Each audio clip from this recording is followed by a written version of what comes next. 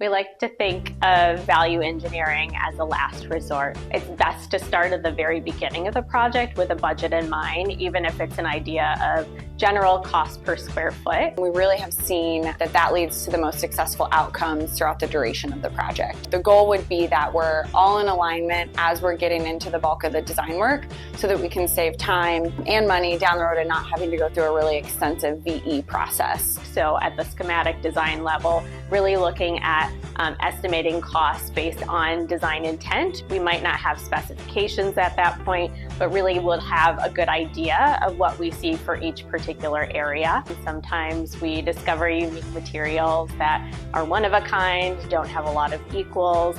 Sometimes that can drive up the cost on that particular item. So we really need to look at where we can achieve the most bang for the buck. So prioritizing the areas, the location, for that unique material and balance throughout the rest of the project with something that might be more of a value add. A lot of times it's something that we'll have to work with our architecture, engineering, construction partners to say, okay, here's an approved plan or here's an approved scope, if you will. In addition to sort of outlining the level of finish throughout the spaces, when it comes to all of the equipment, finishes, fixtures throughout for the GC to price, we oftentimes are also providing in tandem a furniture budget, a budget for environmental graphics, really anything that could be considered FF&E, because the goal would be for our clients to have a total picture of budget and not just the hard costs, but soft costs and then some of the extra stuff as well. It's always better in the end to be able to be doing that throughout the process rather than to say, okay, here's the design, here's the documents and the specs, and now we're going to go get it priced and to be surprised. So just throughout the course of the construction and even the design process, the unexpected may come up, especially if you're looking at something like an older building. Maybe there's an HVAC issue.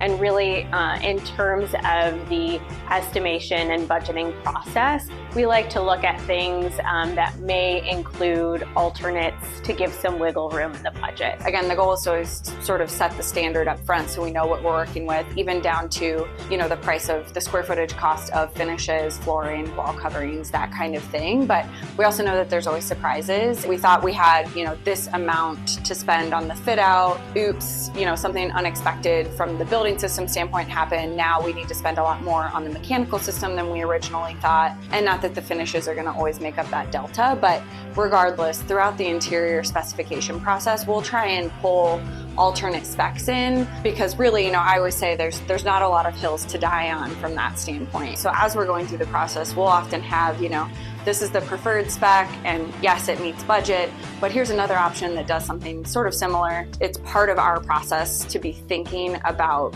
the cost, the budget, the function, as well as the form as we go through the full specification process.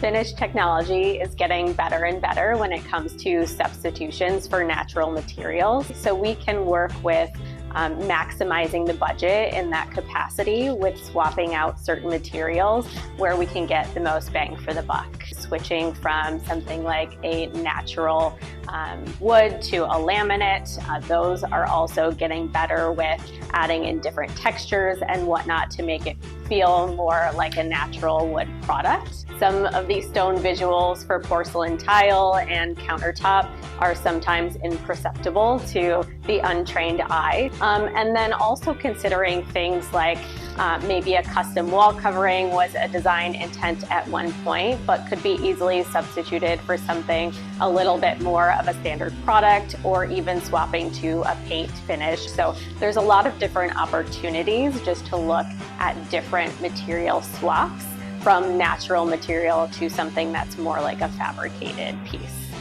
Manufactured materials can also allow for greater flexibility in application. There can be not only more budget accessibility, but maintenance as well. These materials also typically stand up to more wear and tear than their natural counterparts, which could be an added benefit for the life cycle of the product.